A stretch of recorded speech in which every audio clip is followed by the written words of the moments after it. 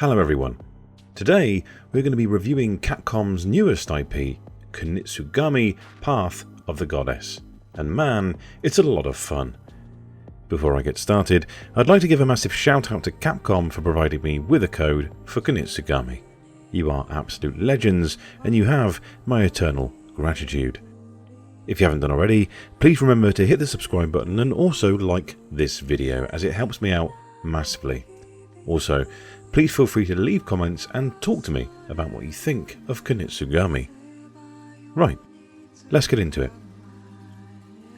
Kunitsu-Gami is an intriguing game to say the least, mixing a few different genres together to create something truly wonderful and unique. It's part real-time strategy, part tower defense, part action game and part management sim. I have to praise Capcom here, a AAA developer in 2024, taking a risk on something like this. It just goes to show that it can pay off. You take on the role of So, I think I pronounced that correctly, and are tasked with protecting Yashiro as she travels down the defiled mountain, cleansing it of the infesting evil, the Seethe. Each level starts you on one end of the map, where So has to carve a spirit path in the ground, leading all the way to the infested Torii Gate at the other end, where Yashiro will perform a ritual to cleanse the area.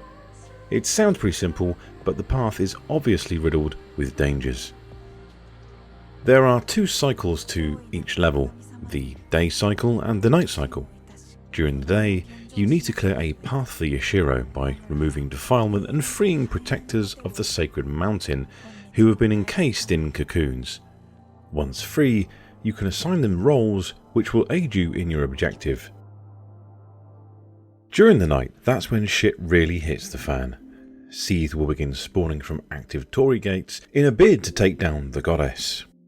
How you stop this depends on how well you set up your defences during the day. Survive the night, and it's back to moving Yashiro towards the exit. There's a lot of resource management and strategy involved, which really pleased me.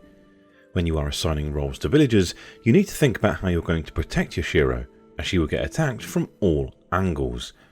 At the start of the game, the only role you can assign to villagers is the woodcutter role, a melee-based attacker. But later, you are given access to other units, such as the archer or the ascetic, which is able to create barriers which slows down the Seethe. Each unit has their own strengths and weaknesses, and you need to figure out what's going to work best to survive the night.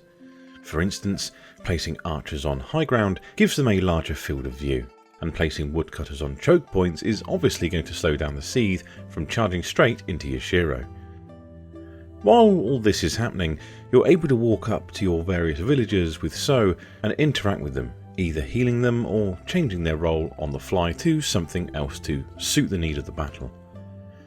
Adding and changing roles in general costs crystals, the same crystals used to carve the spirit path, so it becomes a game of management when trying to decide if you should spend those crystals on different roles or save them to carve a path the next morning. Proper planning, of course, will negate this. However, the more days that pass, the harder the enemies that spawn will be, so it is highly advised to try and get your business done in a timely manner. I quite like the dual aspect of the gameplay. The daytime is there for you to set up. You are on borrowed time, however, so you really need to be speedy in your searching and make your choice in terms of what contraptions you're going to send your carpenters to fix, because you won't have time to set them all up. There are normally multiple paths enemies can travel down, so once again, it's about covering all your bases in the day to make that nighttime just a little easier. Outside of people management and resource gathering, you of course have full control of So and their ability to hack and slash their way through the Seethe. So's attack controls are fairly simplistic, only having a few combos to master. The regular attack can be pressed a number of times and followed up with the dance attack, having a different effect depending on what combo you performed. For instance, pressing the regular attack and then the dance attack sends So into the air, hitting airborne enemies. Most of these attacks are inspired by the Karuga dance, a Shinto ritual ceremonial dance, so every attack flows and looks well, like a dance. It's so pretty to look at. Well, the whole game is really. Some may argue that the combat side of things is a little on the basic side, and I'd probably agree to an extent if this was a character action game only. But it's not just that.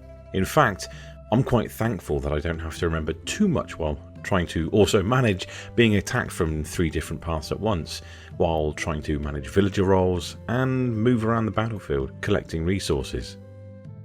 Also, I will say that who in the blue hell puts the dodge button on the left thumbstick click?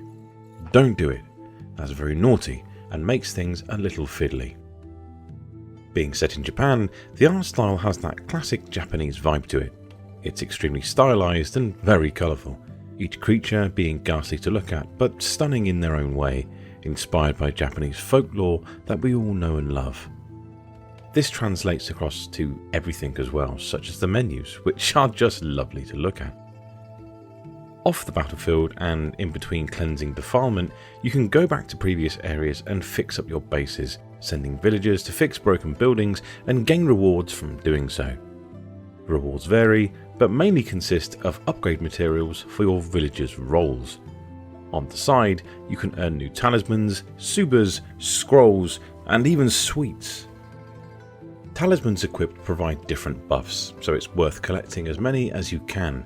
For instance, the Demon Seat Talisman raises the max health of your villagers, while the Badger Drum changes the ink brush trails from your sword swings into electric sparks. This doesn't do any damage, but it does look fancy, which is always nice.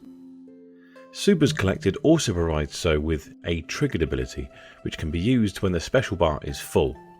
The Suzaku's Flame Suba, for instance, unleashes a devastating attack on Seethe, stunning them in the process. The collected scrolls and the sweets are mainly there for aesthetic purposes, but some provide lore as well, which is cool if lore is your thing. Of course, this game wouldn't be complete without tough boss battles, and there are boss battles aplenty. While not too difficult at the start, the game tests your ability to fight and manage your villagers on the fly, with each boss battle progressively getting more difficult. The third boss is one that I initially struggled with, which was a giant worm who would crawl around the level and then smash into stuff. It's even more worrying in boss battles because you don't have the same layers of protection you do in normal levels. If a boss wants to punch a Shiro in the face, they will. I found this out the hard way in my first ever boss attempt. Another thing I like is that each level and boss fight lets you go back and play them again, giving you objectives to complete to unlock different rewards. For instance, finish the boss in 1 minute and so forth. Overall, I really liked Kunitsu-Gami. It's a wonderful blend of a lot of genres I love and is presented with an aesthetic I adore. I think it balances all of its elements really well, being more of a jack of all trades rather than doing one thing better than the other. If you're looking for a Devil May Cry set in Japan, then you will be disappointed. But if you want something new and unique that blends different genres together, then this is worth your time. Well, thank you everyone for watching my review on Kunitsu-Gami. I'd really like to know what you think of this video and the game as and when you get a chance to play it.